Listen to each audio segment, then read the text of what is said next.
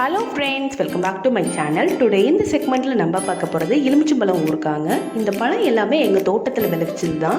So இதை வந்து பார்த்திங்கன்னா நல்லா 2 தடவை க்ளீன் பண்ணி எடுத்துகிட்டு வெயிலில் காய வச்சுட்டு தென் ஒரு துணி வச்சு துடைச்சிட்டு அதுக்கப்புறமா தான் நான் வந்து இப்போ கட் பண்ணிகிட்டு இருக்கேன். ஸோ இந்த மாதிரி நம்ம பண்ணும்போது பார்த்திங்கன்னா தண்ணி கொஞ்சம் கூட இருக்காது. தண்ணி இல்லாமல் நம்ம இந்த ஊறுகாய் பண்ணுறதுனால உங்களுக்கு வந்து இந்த ஊறுகாயோட லைஃப் கொஞ்சம் கூட வரும். நான் வந்து குட்டி குட்டியாக தான் கட் பண்ணிகிட்டு இருக்கேன். உங்களுக்கு வேணும்னா நீங்கள் பெரிய சைஸ் கூட போட்டுக்கோங்க ஃப்ரெண்ட்ஸ். தென் முக்கியமாக பார்க்க வேண்டியது, ஒரு சில பழங்கள் வந்து கீழே விழுந்திருக்கிறதுனால வெம்பி போயிருக்கும். ஸோ அந்த பீசஸ் மட்டும் நீங்கள் தனியாக ரிமூவ் பண்ணி எடுத்துக்கோங்க. அதுக்கப்புறமா பார்த்தீங்கன்னா இதில் உள்ள இருக்கிற விதையை கட் பண்ணும்போதே ரிமூவ் பண்ணிடுங்க. ஸோ இந்த மாதிரி நம்ம விதையை ரிமூவ் பண்ணுறதுனால உங்களுக்கு வந்து ஊறுகாய் கசப்புத்தன்மை இல்லாமல் இருக்குங்க. அதனால கூடுமான வரைக்கும் நீங்கள் கட் பண்ணும்போதே உங்களுடைய அந்த பழ விதைகளை ரிமூவ் பண்ணிவிடுங்க ஃப்ரெண்ட்ஸ். சரிங்களா? ஸோ இதை ஃபுல்லாக கட் பண்ணி முடிச்சிடலாம். ஓகே ஃப்ரெண்ட்ஸ், இது வரைக்கும் என்னோட சேனலை சப்ஸ்கிரைப் பண்ணாமல் தான் பார்த்துட்ருக்கீங்க அப்படின்னா கொஞ்சம் சப்ஸ்கிரைப் பண்ணிவிடுங்க. பக்கத்தில் இருக்க பெல் ஐக்கானையும் சேர்த்து கிளிக் பண்ணிங்கன்னா என்னோட நியூ வீடியோட நோட்டிஃபிகேஷன் உங்களுக்கு வந்து சேரும். ஸோ அதனால் அந்த பெல் ஐக்கானையும் சேர்த்து கிளிக் பண்ணிவிடுங்க. தேங்க்யூ.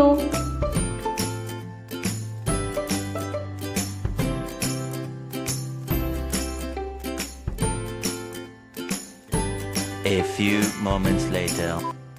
பார்த்தீங்கன்னா ஃப்ரெண்ட்ஸ், நான் கட் பண்ணியிருக்க எலுமிச்சம்பழத்தை 2ஆக டிவைட் பண்ணியிருக்கேன். இந்த ஊறுகாய்க்கு நான் கல் உப்பு தாங்க எடுத்திருக்கேன். 100 கிராம்ஸ் எடுத்திருக்கேன். அதை வந்து நல்லா கிரைண்ட் பண்ணிக்கலாம். கிரைண்ட் பண்ண உப்பு வந்து நான் அந்த பக்கெட்டில் போடுறேங்க. ஆக்சுவலி நான் மண்பானையில் தான் இந்த ஊறுகாய் போடுற மாதிரி ஐடியாவில் இருந்தேன். என்னோடய வீட்டு பாப்பா வந்து பானையை உடைச்சிட்டாங்க. ஸோ அதனால தான் நான் பக்கெட்டில் போட வேண்டியதாக போயிடுச்சு பிளாஸ்டிக்கில். ஸோ இப்போ தனியாக எடுத்து வச்சுருக்க அந்த லெமனும் இதிலே ஆட் பண்ணிவிட்டு நல்லா குளிக்கிறேங்க. ஃப்ரெண்ட்ஸ், இதுக்கப்புறமா நீங்கள் கையே வைக்கக்கூடாது இந்த ஊறுகாயில். சப்போஸ் உங்களுக்கு கலர வேண்டிய மாதிரி இருந்ததுன்னா துணியில் நல்லா தொடச்சி எடுத்துகிட்டு கரண்டி யூஸ் பண்ணி நீங்கள் கலரிக்கலாம். The next day. இப்போ பாருங்கள் ஃப்ரெண்ட்ஸ், உப்பு நல்லா கரைஞ்சிருக்கு. இதை நல்லா கலந்து கொடுத்துட்டு ஒரு காட்டன் துணி வச்சு மூடி நம்ம வெயிலில் காய வைக்க போகிறோம். 1 மாதத்துலேருந்து 2 மாதம் அந்த அளவுக்கு நீங்கள் காய வைக்கணும். எனக்கு வந்து நாவல் பழம் ரொம்ப பிடிக்குங்க. அதுலேயும் உப்பு போட்டு ஊற வச்சுருக்கேன். ஸோ யாருக்கெல்லாம் நாவல் பழம் பிடிக்கும்ன்ட்டு கமெண்ட் செக்ஷனில் கமெண்ட் பண்ணுங்கள். இது வந்து ஒரு 2 மாதம். அப்படி உங்களுக்கு டைம் இல்லை அப்படின்னா 1 மாதமாவது வெயிலில் காய வைக்கணும். 4 to 6 weeks later.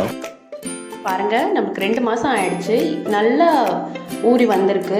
இப்போ இதுக்கு நம்ம தாளிப்பு கொடுத்துடலாம்.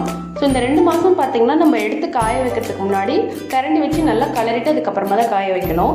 ஸோ இப்போ எண்ணெய் ஊற்றிடலாம். எண்ணெய் காயறதுக்கு முன்னாடி ஒரு சின்ன வேலை இருக்குது. வெறும் வானிலையில் ஒரு 10 கிராம் போல் வெந்தயத்தை வறுத்து வச்சுருக்கேன். இதை நம்ம அரைச்சி வச்சிடலாங்க. இப்போ எண்ணெய் காஞ்சிடுச்சு. இதில் வந்து நம்ம கடுகு போட போகிறோம். ஸோ கடுகு நல்லா பொரிஞ்சிட்டக்கப்புறமா காய்ந்த மிளகாய் ஒரு 4லேருந்து 6 ப்ளஸ் கருவேப்பிலை அது போட்டுடலாம்.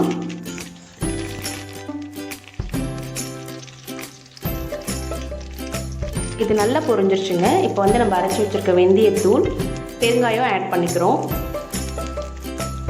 இதுக்கப்புறமா நம்ம உப்பில் ஊற வச்ச எலுமிச்சையை கொஞ்சம் கொஞ்சமாக ஆட் பண்ணிக்கலாங்க. நம்ம லெமன் போட்டதுக்கப்புறமா தாங்க தனி மிளகாய்த்தூள் போட போகிறோம். நம்ம முதலையே போட்டுட்டோம் அப்படின்னா அது எண்ணெயில் கரிஞ்சிரும் மிளகாத்தூள். அதுக்கப்புறம் ஊறுகாய் சரியான டேஸ்ட் கிடைக்காது. அதனால தான் நம்ம வந்து லெமன் போட்டுட்டதுக்கப்புறமா நம்ம தனி மிளகாத்தூள் ஆட் பண்ணுறோம். நான் வந்து 100 கிராம்ஸ் ஆட் பண்ணுறேங்க. ஒரு சில பேருக்கு ரொம்ப காரமாக இருந்தால் பிடிக்காது. அப்போனா நீங்கள் வந்து 75 கிராம்ஸ்லேருந்து 100 கிராம்ஸ் உங்களுக்கு எவ்வளோ தேவையோ நீங்கள் ஆட் பண்ணிக்கோங்க. இது தாராளமாக 1 கிலோ கிட்ட வருங்க இந்த ஊறுகாய். அதனால் நான் வந்து 100 கிராம்ஸ் தனி மிளகாத்தூள் ஆட் பண்ணி இப்போ நான் மிக்ஸ் பண்ணிகிட்டு இருக்கேன். இது வந்து ரொம்ப நேரம் வந்து அடுப்பில் இருக்கணும்னு அவசியமே இல்லைங்க. ஜஸ்ட்டு ஒரு 4 to 5 மினிட்ஸ். மிளகாத்தூள் வந்து எல்லா பக்கமும் நல்லா பரவி விடுற மாதிரி கலந்து விட்டுக்கோங்க ஃப்ரெண்ட்ஸ். மிளகாத்தூள் பச்சை வாசம் போகிறதுக்காக தான் நம்ம 4லேருந்து 5 நிமிஷம் வைக்க போகிறோம். இந்த ஊறுகாய்க்கு வந்து பார்த்திங்கன்னா நான் வந்து 250 ml நல்லெண்ணெய் எடுத்திருக்கேன். ஸோ அந்த எண்ணெய் வந்து பார்த்திங்கன்னா நல்லா ஒட்டிகிட்டு இருக்கு ஊறுகாயில். ஒரு ஸ்டேஜில் அந்த எண்ணெய் பிரிஞ்சு வர ஆரம்பிக்கும். நம்ம அப்போ அடுப்பு ஆஃப் பண்ணால் போதும். ஓகேங்களா? இப்போவே எனக்கு ரொம்ப டெம்டிங்காக இருக்குங்க. ரொம்ப வாசனையாக இருக்குது. நல்ல கலர்ஃபுல்லாக வந்திருக்கு நம்மளோட ஊறுகாய். அந்த வெந்தயத்தூள் பெருங்காயம்லாம் போட்டோம் இல்லைங்களா? ஸோ செம்ம டேஸ்ட்டாக இருக்குது. ஸோ நீங்களும் ட்ரை பண்ணி பாருங்கள். எண்ணெய் பிரிஞ்சு வந்துடுச்சு. இந்த ஸ்டேஜில் நம்ம அடுப்பு ஆஃப் பண்ணிடலாம். பட் வந்து இதை வந்து நம்ம வேறு ஒரு பாத்திரத்துக்கு உடனே ட்ரான்ஸ்ஃபர் பண்ண வேண்டாங்க. நல்லா சூடு ஆறட்டும். ரூம் டெம்பரேச்சர் வந்ததுக்கப்புறமா நம்ம வந்து வேறு ஒரு பவுலுக்கு ட்ரான்ஸ்ஃபர் பண்ணிடலாம். சரிங்களா? ஸோ கொஞ்சம் நேரம் வெயிட் பண்ணலாம். ஊறுகாய் நல்லா ஆறிடுச்சுங்க. இதை நம்ம சர்வ் பண்ணிடலாம்.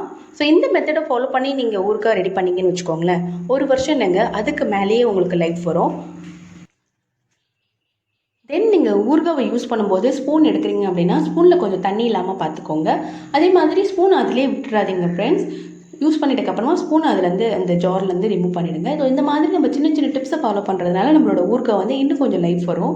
ஸோ உங்களுக்கு இந்த வீடியோ பிடிச்சிருக்குன்னு நினைக்கிறேன். உங்களோட ஆதரவு எனக்கு ரொம்ப தேவைப்படுதுங்க. ப்ளீஸ் இது வரைக்கும் நீங்கள் சப்ஸ்கிரைப் பண்ணாமல் பார்க்குறீங்கன்னா அந்த சப்ஸ்கிரைப் பட்டனை கிளிக் பண்ணிவிடுங்க. பக்கத்தில் இருக்க பெல் ஐக்கானையும் சேர்த்து கிளிக் பண்ணிவிடுங்க. சரிங்களா? இந்த வீடியோ உங்களுக்கு பிடிச்சிருந்தா லைக் பண்ணிவிட்டு உங்களோட ஃப்ரெண்ட்ஸ் அண்ட் ஃபேமிலிக்கும் மறக்காமல் ஷேர் பண்ணுங்கள். இதே மாதிரி இன்னொரு கான்செப்டில் உங்களை வந்து மீட் பண்ணுறேன். Until then, bye from Bhavani. Thank you for watching.